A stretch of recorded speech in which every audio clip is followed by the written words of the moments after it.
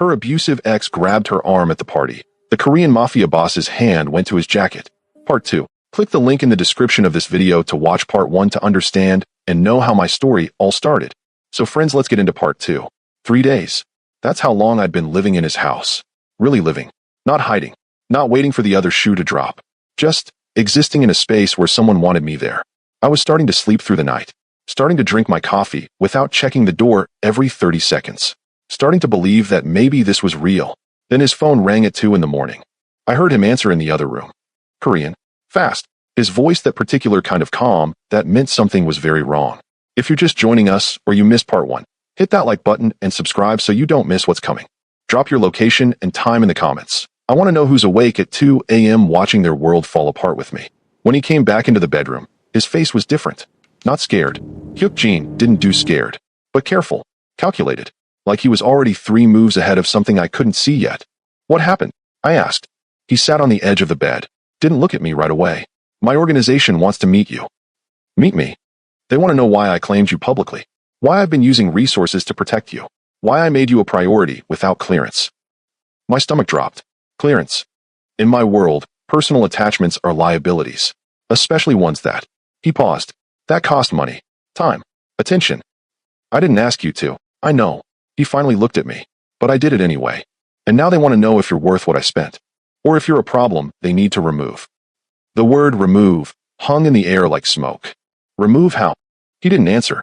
Didn't need to. They're giving me 30 days, he said quietly, to prove you're an asset, not a distraction. And if you can't, then I have to choose. The organization or you. I pulled the blanket tighter around myself. What happens if you choose me? I lose my position, my resources, my men, everything I've built. He stood, walked to the window, and without that infrastructure, I can't protect you. Can't protect anyone. So I'm not just your problem. I'm everyone's problem. You're not a problem, Marcia. Then what am I? He turned, looked at me with that expression I was starting to recognize. The one that was half control, half something softer.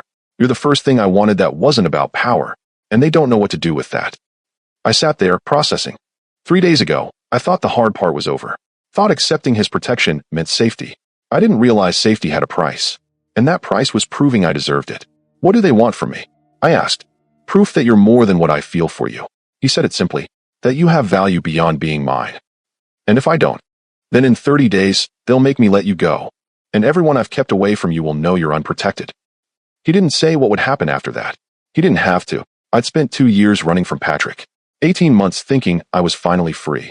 Turns out I was just trading one kind of danger for another. The difference was this danger came with a countdown. The meeting was in 3 days. Hyuk-jin tried to prepare me. Tried to explain who these people were. What they'd ask. How I should act. But how do you prepare for a job interview with the Mafia? They're not going to hurt you, he said the night before. Not physically. That would be disrespectful to me. But they can hurt me other ways. Yes. At least he was honest. The morning of the meeting, I couldn't eat. Couldn't think. Just sat there staring at my coffee while Hyuk-jin made phone calls in 3 different languages. When it was time to leave, he came over, crouched in front of my chair. Listen to me, he said quietly. These men have spent 40 years building what they have. They see you as a risk, a crack in my judgment. Your job today is to show them you're not. How? By being exactly what you are. Smart, careful, strong enough to survive 2 years of hell and still be standing. I'm terrified.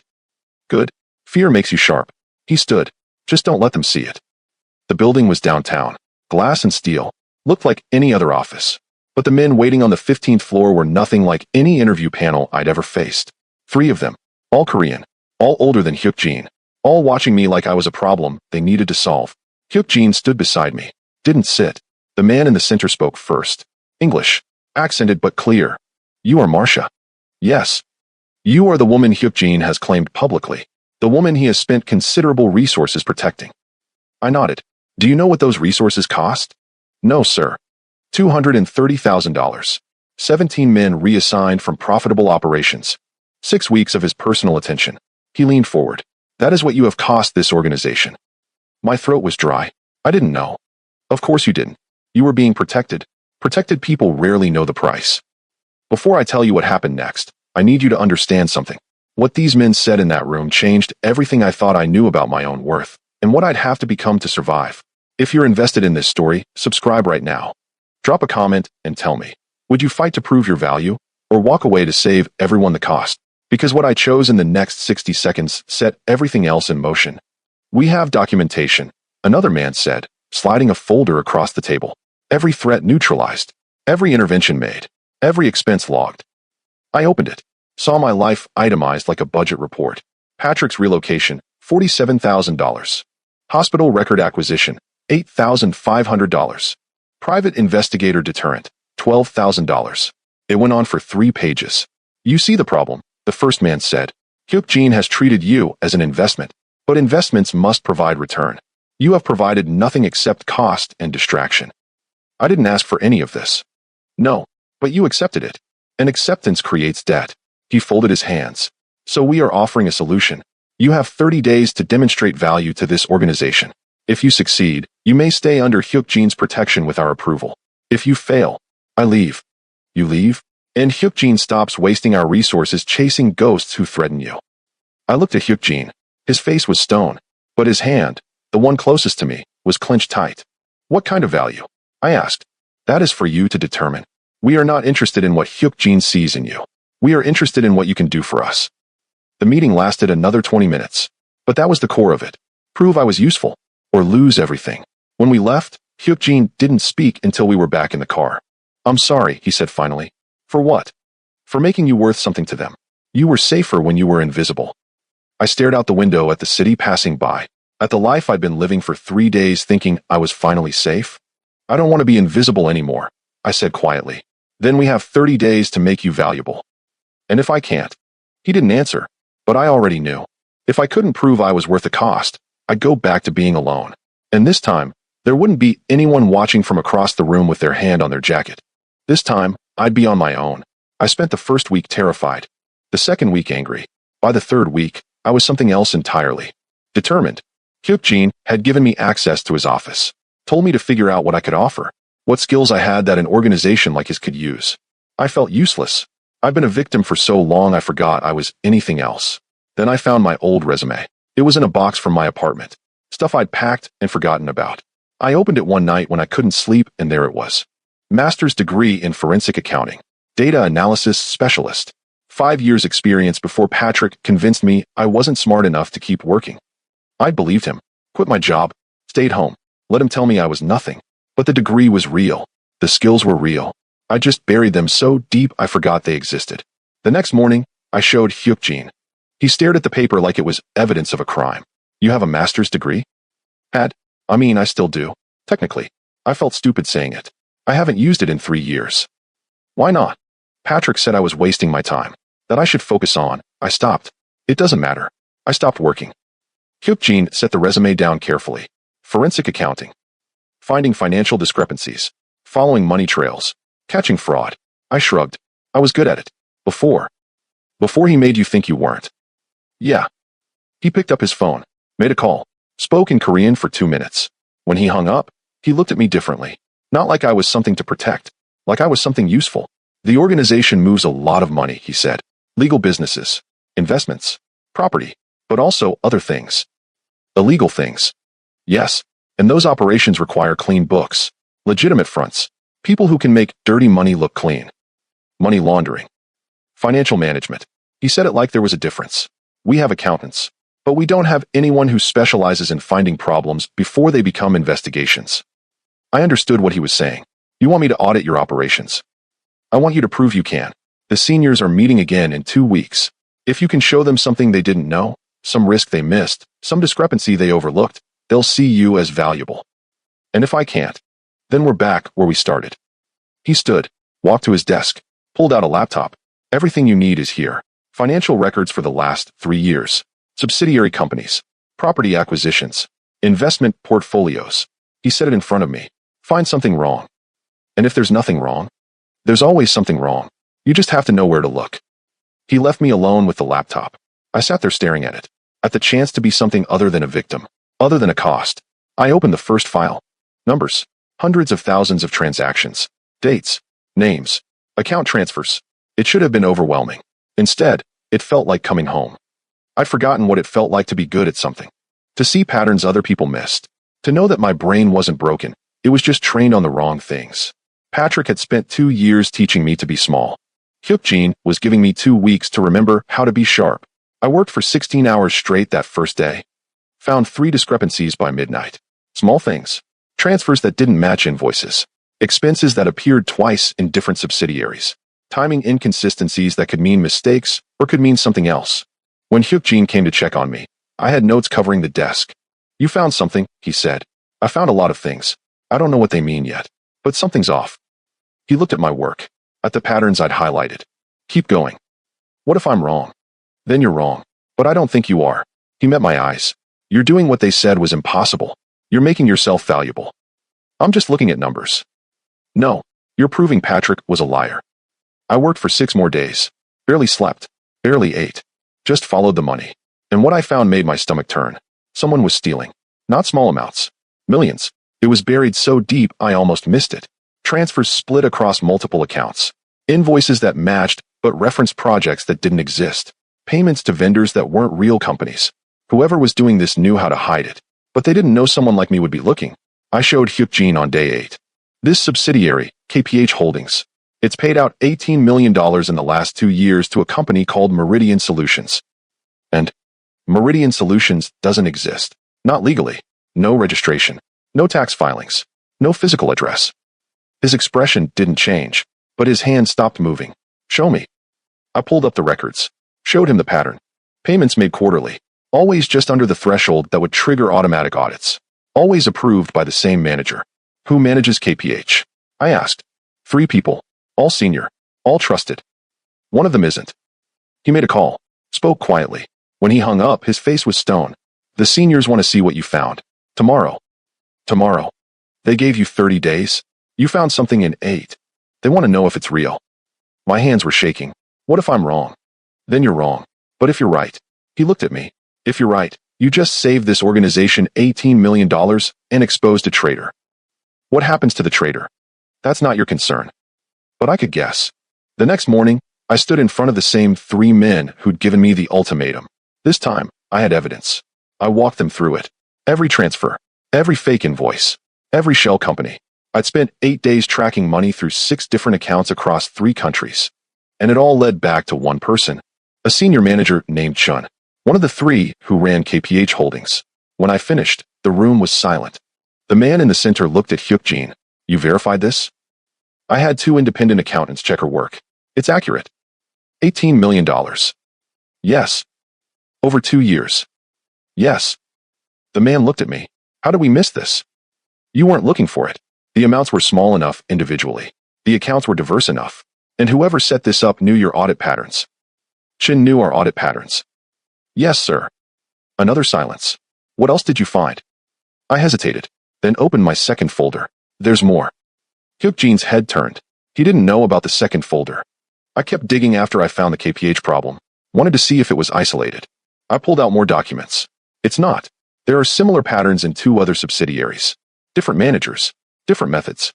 But the same basic structure. "How much total?" I took a breath. 47 million. Over 3 years. The room went cold.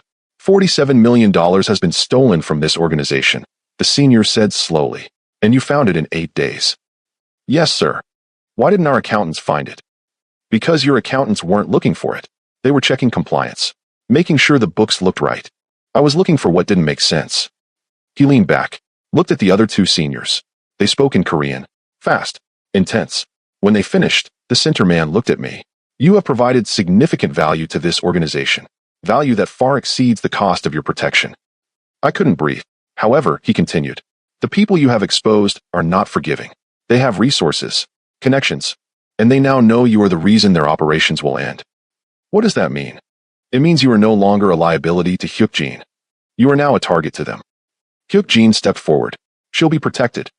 "She will need to be. Because as of this moment, she has made very dangerous enemies." The meeting ended. I'd proven my worth, and painted a target on my back. Hyukjin didn't speak until we were in the car. 47 million, he said quietly. "I should have told you about the rest." "No, you should have done exactly what you did." He looked at me. "You didn't just prove you're valuable. You proved you're dangerous." "Dangerous how?"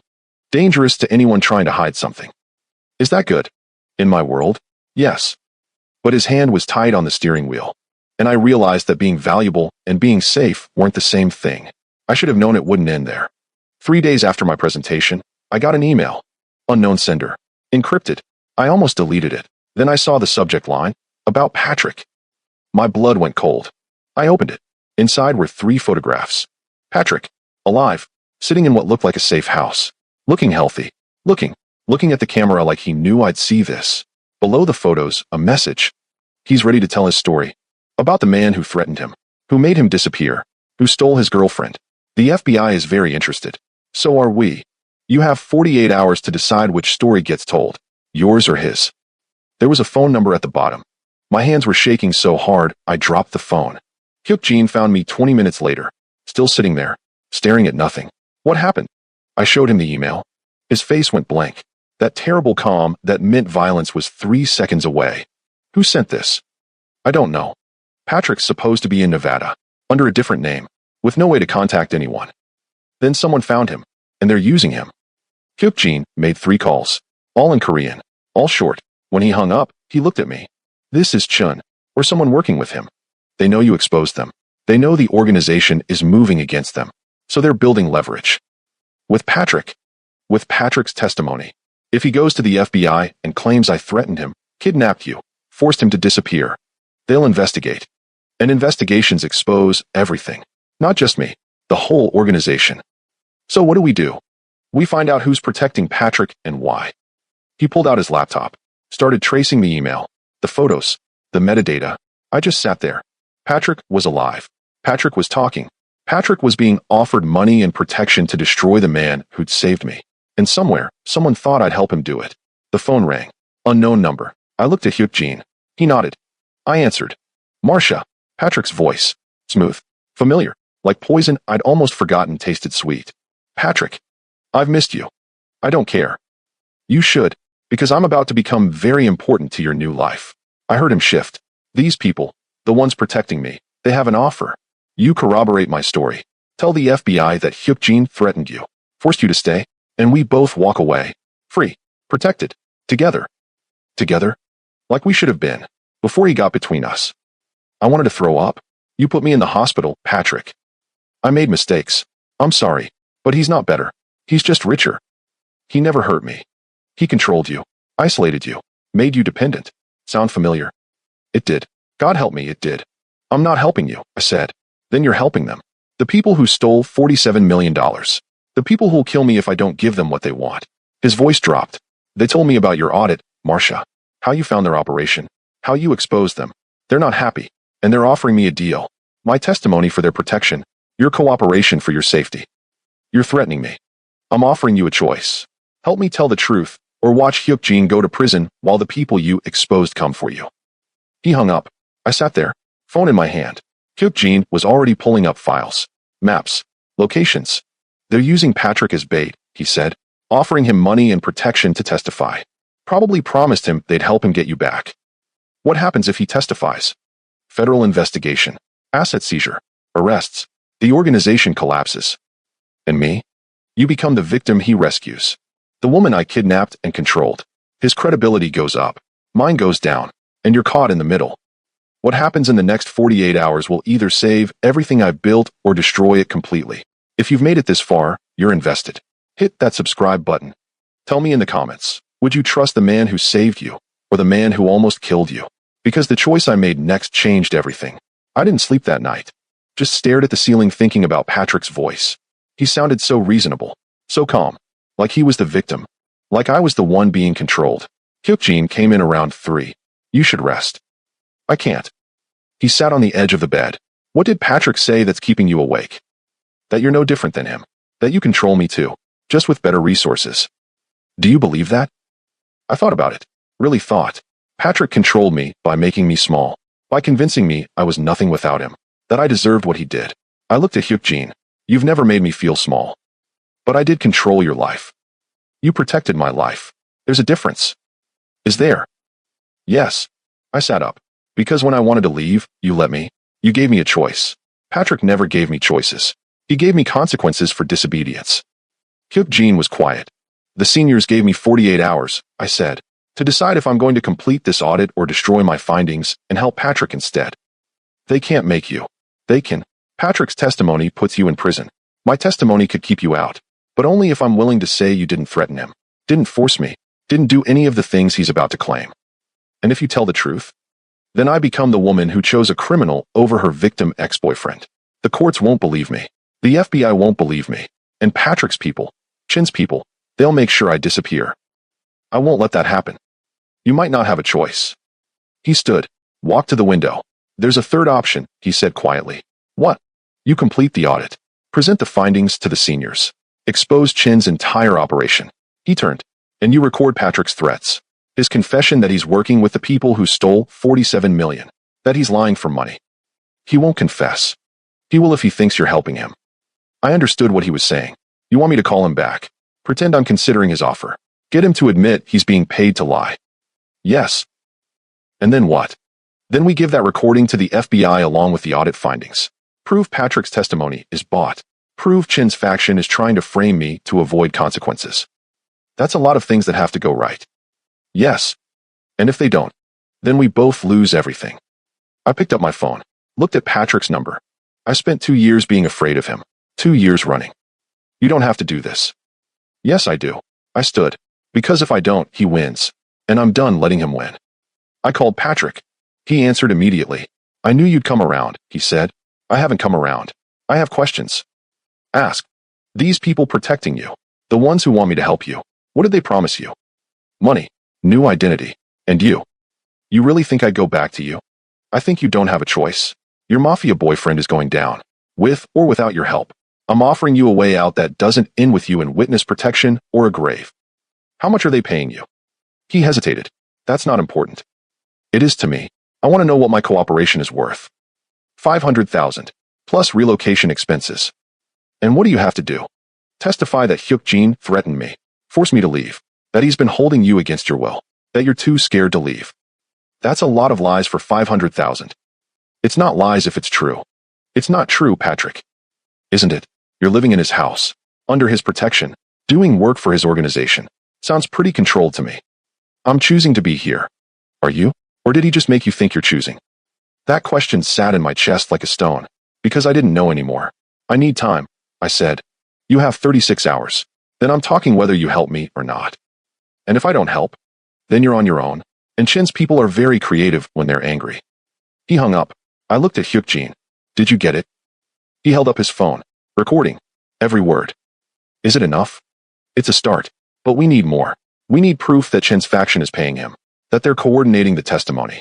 That this isn't just Patrick being Patrick. How do we get that? We follow the money. The same way you found the 47 million. He handed me his laptop. Find out who's paying Patrick. Where the money's coming from. Whose accounts are moving $500,000 to a man who's supposed to be disappeared. I took the laptop. And I started looking. It took me 18 hours. But I found it. $500,000. Transferred 3 days ago from an account in the Cayman Islands to a shell company. Then transferred again to another account in Patrick's new name. The original account belonged to a subsidiary I recognized. KPH Holdings. Chin's operation. He's using the money he stole to pay Patrick. I said. Hyuk-jin looked at the screen. Can you prove the connection? I can trace the transfers. Show the pattern. Match the timing to when Patrick's protection started. I pulled up more files. And there's more. This same account has been paying for Patrick's safe house. His security. His new identity. All of it funded by stolen money. How much total? 800,000 so far. With another 200 promised after he testifies. $1 million to destroy me. To destroy us. Because if you go down, the organization goes down. And if the organization goes down, Chun walks away clean with 47 million. Hyuk-jin made a call. 20 minutes later, we were back in that office. Same 3 seniors. I laid out everything. The email, the threats, Patrick's confession on recording, the money trail showing Chin's faction funding Patrick's protection and testimony. When I finished, the room was silent. You recorded Patrick without his knowledge, one senior said. He was threatening me. Yes, I recorded him. And you traced the payments. Yes. How did you access Chin's accounts? Those are secured. Everything's secured until someone who knows what they're looking for starts looking. I met his eyes. You asked me to find problems. I found them. Including the one trying to destroy this organization from the inside. The center senior spoke. Chin has been with us for 20 years. And he's been stealing from you for 3. using your own systems, your own trust. I pulled out the final document. This is a full accounting of his operation.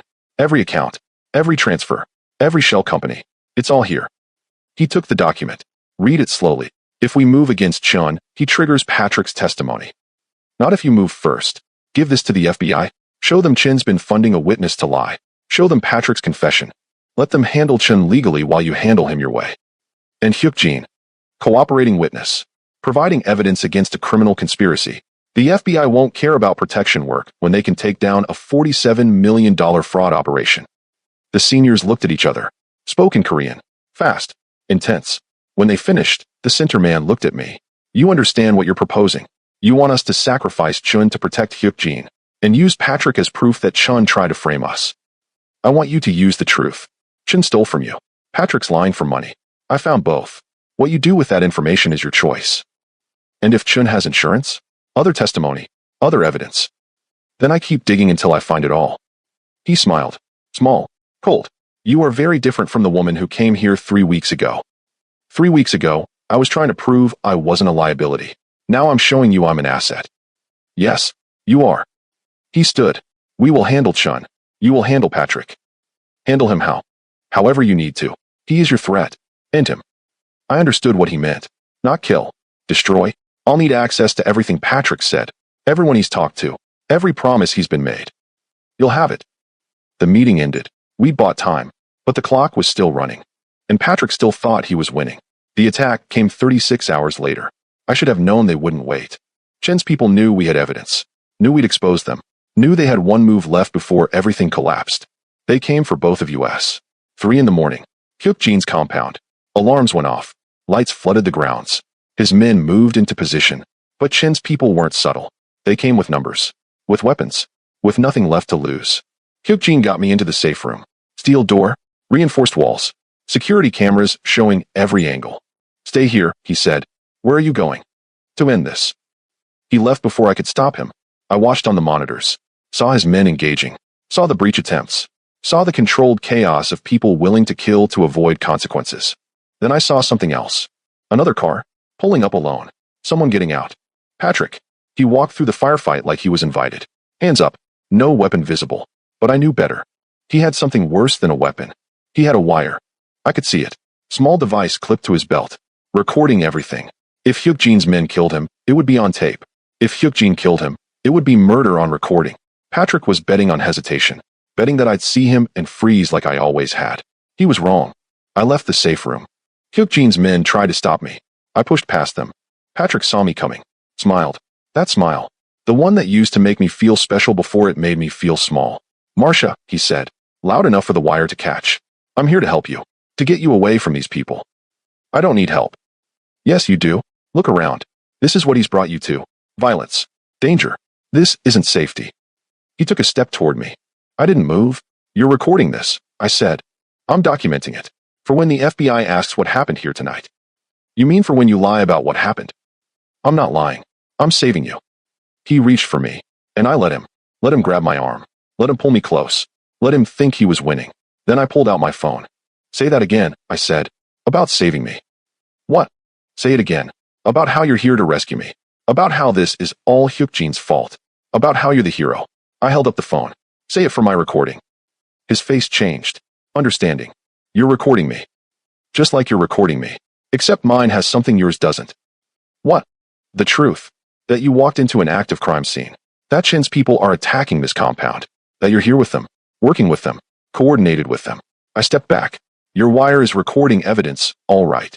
Evidence that you're part of a criminal conspiracy to kill witnesses and destroy evidence. Patrick's hand dropped. Behind him, Hyuk-jin's men were finishing with Chin's people. The attack was ending. Badly for the attackers. You can't do this, Patrick said. I already did. I have your confession. I have the money trail. I have proof you're working with the people who stole $47 million. I looked at him. And now I have you on tape, at the scene of their attack, trying to grab me while recording illegally. They'll still investigate him. They'll investigate you first. Conspiracy. Racketeering. Filing false police reports. Accepting payment to give false testimony. I met his eyes. You're going to prison, Patrick. Not witness protection. Not freedom. Prison. He lunged at me. Grabbed my arm. Hard. Right where he always did. You stupid. He didn't finish, because Hyuk-jin was there, pulled Patrick off me, threw him to the ground, and put a gun to his head. Don't, I said. Hyuk-jin looked at me. Why not? Because he's more useful alive. Let him testify, let him tell his story, and then watch the FBI arrest him for perjury when we give them everything. He hurt you. He always hurt me. This time I'm hurting back. With evidence. Patrick was on the ground, bleeding, terrified. You're making a mistake, he said to me. No. 3 years ago, I made a mistake. I believed you when you said you loved me. I believed you when you said the bruises were my fault. I believed you when you said I'd never be anything without you. I crouched down, looked him in the eyes. I'm something now, and you're nothing.